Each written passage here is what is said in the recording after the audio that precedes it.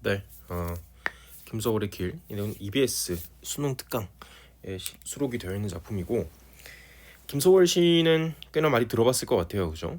교과서에서도 가끔 나오는 시기도 하고 전통적이고 민요적이다라는 특징으로 엄청 가르쳐주는 시인 중에 한 명입니다. 실제로 우리 과제 맨 뒤 과제에 데이 5에 김소월의 접동세를 제가 실어놨고 김소월의 접동세에는 이 시의 행과 길이에 따른 리듬감을 물어보기도 했습니다. 옛날 기출이라. 근데 요즘에는 그것을 물어보는 시대는 아닌 것 같은데 그럼에도 불구하고 우리가 문학을 대하기 위해선 그런 것들을 좀 데이터로 쌓아놔야 됩니다. 그래서 수록을 했으니 귀찮다고 안 풀지 말고 좀 다 풀어보고 해설도 좀 들어보시길 권해드립니다. 현대시에서 가장 중요한 건 뭐죠? 화자가 지금 뭘 하고 있고 화자가 지금 무엇을 보고 있고 더 나아가서는 화자가 왜 그렇게 행동하고 대상을 왜 그렇게 바라보는가, 그 내면 세계라는 것에 초점을 좀 맞춰줄 필요가 있을 것 같습니다. 가봅시다. 어제도 하룻밤 나그네 집에 까마귀가 가까 울며 새었대. 화자 지금 뭐 하고 있죠? 나그네 집에 있었죠. 화자는 나그네 집에서 하룻밤을 새웠습니다. 주관 섞지 마세요. 화자는 그냥 나그네 집에 하룻밤 울며 새웠습니다. 다시, 화자 지금 뭐 하고 있다고? 하룻밤을 나그네 집에서 새웠다고요. 왜 그런지는 이제 맥락을 통해서 우리가 알아가 보면 되는 것이고, 자꾸 주관 섞지 마. 주관 섞지 마. 그냥 화자는 나그네 집에서 하룻밤을 샌 거야. 되시죠? 오늘은 또 몇 시니? 어디로 갈까? 어제는 나그네 집에서 하룻밤 새웠으니까 올해는 또 어디로 가야 되는데 산으로 올라갈까? 들로 갈까? 오라는 곳이 없어서 나는 갈 수 없다. 그러면 이제 좀 결론을 내야 될 것 같아요. 화자는 지금 어떤 상황이에요? 갈 길이 없는 상황이에요. 다시, 화자는 지금 어떤 상태예요? 갈 길이 없는 상태예요. 근데 내 의지로 내가 안 가는 게 아니고 갈 길이 없어서, 오라는 곳이 없어서, 나를 부르는 곳이 없어서 나는 그곳에 갈 수 없는 거잖아. 그럼 화자께서는 자신이 처한 현실을 긍정적으로 여기는 거예요? 부정적으로 여기는 거예요? 부정적으로 여기는 것도 오시나요? 오라는 곳이 없어서 나는 못 가는 거잖아. 안 가는 게 아니고 못 가는 거잖아. 가야 되는데, 가고 싶은데 오라는 곳이 없어서 못 가는 거잖아. 그러면 부정적 인식이니까 화자의 내면 세계의 결핍, 내적 갈등이 바로 전제가 돼줘야겠고, 화자가 처한 현실은 두 가지로 쫙 나뉘죠. 진짜 처한 현실이 있겠고, 화자의 머릿속에서 온전하다, 완전하다라고 생각되는 세계, 이상 세계가 있을 겁니다. 여기까지는 바로 잡아야 돼요. 그럼 단어를 하나 알아가시죠. 그럼 화자는 갈 곳이 정해진 거예요? 정해지지 않은 거예요? 화자는 지금 갈 곳이 정해지지 않은 상태에 놓인 거지. 그럼 정해진 곳이 없다를 두 글자로 정처, 정해진 곳을 정처라고 부르고, 이 정해진 곳이 없는 걸 정처가 없다라고 부릅니다. 이 정처가 없다를 두 글자로 줄이면 방황, 유랑, 두 개 합쳐서 방랑이라고 부릅니다. 화자는 지금 방황하고 있는 상태인 거야. 유랑하고 있는 상태인 거고 방랑하고 있는 상태입니다. 괜춘. 그러면 조금 센스를 발휘하면 어떻게 되냐? 이 두 문장이 진짜로 어디를 가는지를 너한테 물어보는 거니? 나 어디 가지? 나 어디로 가야 될까?를 물어보는 게 아니고 갈 곳이 없다라는 걸 드러내는 거잖아요. 다시, 화자가 지금 진짜로 어디 갈지를 너에게 물어보는 게 아니고, 어디로 갈지를 물어보는 게 아니고 갈 곳이 없다는 걸 드러내고 싶은 거잖아. 이처럼 문장의 형식과 정확히는 의문형의 문장의 형식을 갖고 있지만 사실은 하고 싶은 말이 정해져 있는 것, 이런 걸 서리법이라고 부르죠. 서리는 영탄이 쓰인 겁니다. 두 가지를 엄밀하게 구분하는 문제는 나오지 않아요. 서리는 그냥 영탄이야. 영탄이라는 것은 감정을 터뜨리는 거니까 화자가 가지고 있는 부정적인 감정, 정확히는 방황하고 있고 유랑하고 있고 방랑하고 있는 것에 대한 부정적인 인식을 터뜨리는 거죠. 말 말아라. 내 집도 알 필요 없고요. 차도 가고 배도 가는 곳이야. 우리 집이, 나의 집이 차도 갈 수 있고 배도 갈 수 있는 곳이야. 이게 진짜로 물리적인 거리가 막힌 게 아니고 정서적으로, 심리적으로 멀어진 것을 의미하지. 요거 좀 느낄 수 있어야 돼. 이게 진짜로 차가 없거나 배가 없거나 티켓이 없어서 못 가는 게 아니고 그런 현실적인 사안들이 아니고 화자가 심리적으로 멀음을 느끼기 때문이겠지. 화자가 심리적으로 좀 먼 느낌을 받기 때문이겠죠. 이처럼 심리적인 거리가 먼 것을 낯설다,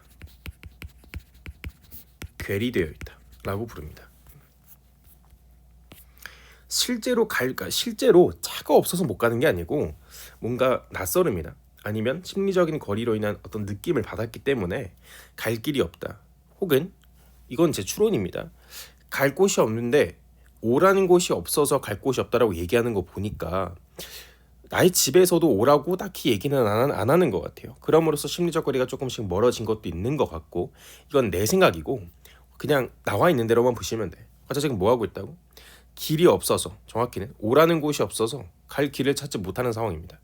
그러니까 방황하고 유랑하고 방랑하고 있고 부정적 인식이 드러나니까 결핍과 내적 갈등도 진짜 전제가 될 겁니다. 여보소, 공중에 저 기러기. 공중엔 길이 있어서 잘 가는가? 화자 지금 뭐 하고 있냐면 공중에 기러기를 보고 있어요. 근데 화자가 봤을 때 기러기는 어떤 상태야? 공중에서 잘 가고 있는 상태야. 그럼 화자는요 잘 못 가고 있잖아요. 자신이 가진 결핍을 충족한 대상을 발견한 것. 두 글자 뭐였죠? 두 글자 지향이죠. 그럼 기러기는 방황을 하는 거야 안 하는 거야? 방황을 안 하는 거죠. 그럼 화자는 방황을 하고 있는 중이잖아. 그러니 화자와 기러기는 대비되고 있습니다. 여기까지 잡아주면 될 것 같아. 여보소, 공중에 저 기러기. 열십자 복판에 내가 섰소. 복판이라는 것은 한복판인데 열십자 복판이 무슨 말인지 모르겠잖아요. 그러면 화자가 지금 어떤 상황인지부터 다시 떠올려보는 거예요. 화자는 지금 어떤 상황이죠? 방황하고 있는 거지. 또 유랑하고 있고 방랑하고 있어요. 갈 길이 없는 상태야. 그럼 열십자 복판에 내가 섰다라는 표현은 열십자 복판을 뭔지에 집중하는 게 아니고 화자가 갈 길이 없는 상황을 이렇게 표현하고 있구나. 만약에 몰랐다면 시험장에서 그렇게 처리하고 넘어가는 게 가장 베스트지. 최선의 방도죠. 제가 이제 알려드리겠습니다. 열십자 복판이래요. 열십자는 뭐예요? 이거 아닙니까 이거. 제가 좀 기울여 그랬는데 이거 이게 열십자잖아요. 열십자. 기러기가 공중에서 날고 있어요. 그럼 기러기가 앞뒤로 길쭉한데 날개까지 펼치고 있으면 어떤 모양처럼 보이는 거야? 열십자처럼 보이는 거지. 괜춘. 그 말은즉슨 화자의 머리 바로 위에 기러기가 열십자 모양으로 날아가고 있는데 그 바로 밑에 내가 서 있으니까 열십자 복판에 내가 섰다 이렇게 표현하는 게 첫 번째. 그리고 이 열십자에 이렇게 짝대기 하나만 그리면 뭐가 되냐면 사가 아니고 방이죠. 동, 서, 남, 북. 그럼 여기에 서 있다는 거잖아. 열십자 복판에 서 있다는 건 여기 서 있다는 거잖아. 그럼 뭐예요? 방향이 있지만 어느 방향으로도 갈 수 없다 이 소리죠. 이렇게 두 가지 감상이 가능할 것 같아. 이거 지금 못해요. 열십자 복판이라는 것을 이렇게 받아들일 수 있구나. 이렇게 해서도 가능하구나라는 이 데이터베이스를 쌓아가는 거야. 그리고 해석이 투영되고 주관에 따라서 답이 달라지는 문제는 나오지 않아요. 그런 문제는 항상 보기로 감상의 방향성을 정해줘야만 됩니다. 이렇게 애매한 건 안 나오는데 왜 가르쳐 주냐면 그래야 텍스트를 바라보는 시야가 넓어져요. 그래야 작품을 바라보는 시야가 넓어진다고. 그럼 다음에 이런 맥락이 한 번 더 등장할 때 이거 혹시 그 길에서 나왔던 기러기랑 같은 맥락인가? 이렇게 적용이 가능하다는 거지. 갈래갈래 갈린 길이라도 내게 갈 길은 하나도 없다. 그럼 지금 화자가 해결한 겁니다. 해결한 겁니까? 못한 겁니까? 못한 거죠. 그래서 부정적 인식이 이런 표현 쓸 겁니다. 심화되고 있습니다. 부정적 인식이 심화되고 있어요.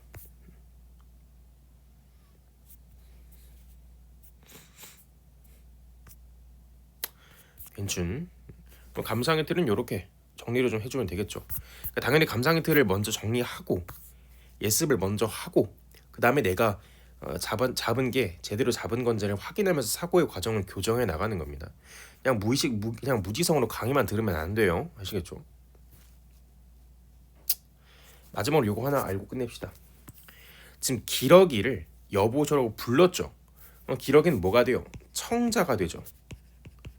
이처럼 화자가 청자를 설정하면 청자로 설정된 이 친구도 의인법이 적용되기 때문에 이 친구도 자아 취급해야 됩니다. 그래서 얘도 내면 세계를 가지게 되겠죠. 이렇게 해서 김소월의 길은 좀 마무리를 하면 될 것 같습니다.